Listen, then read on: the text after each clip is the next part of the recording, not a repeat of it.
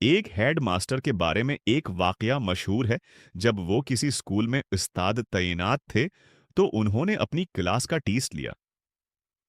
Test के खात्मे पर उन्होंने सबकी कापियां चेक की और हर बच्चे को अपनी अपनी कापी अपने हाथ में पकड़कर एक कतार में खड़ा हो जाने को कहा। उन्होंने ऐलान किया कि जिसकी जितनी गलतियां होंगी, उसके हाथ पर इतनी ही छुड़ियां मारी जाएंगी। अगरच्चा वो नरम दिल होने के बायस बहुत ही आहिस्तगी से बच्चों को छुरी की सजा देते थे, ताकि ईजा की बजाय सिर्फ नसीहत हो, मगर सजा का खौफ अपनी जगह था। तमाम बच्चे खड़े हैं। हो गए।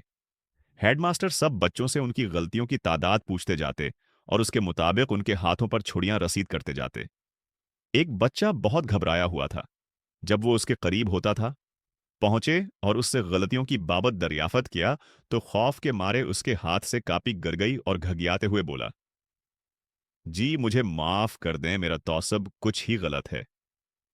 मारिफत की गोद में पले हुए हेड मास्टर उसके उस जुमले की ताब न ला सके और उनके हलक से एक दिलदूज चीख निकली।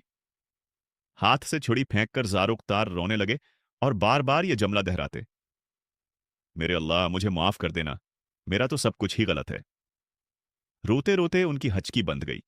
उस बच्चे को एक ही बात कहते, तुमने ये किया कह दिया है, ये क्या कह दिया है मेरे बच्चे। मेरे अल्लाह मुझे माफ कर देना, मेरा तो सब कुछ ही गलत है।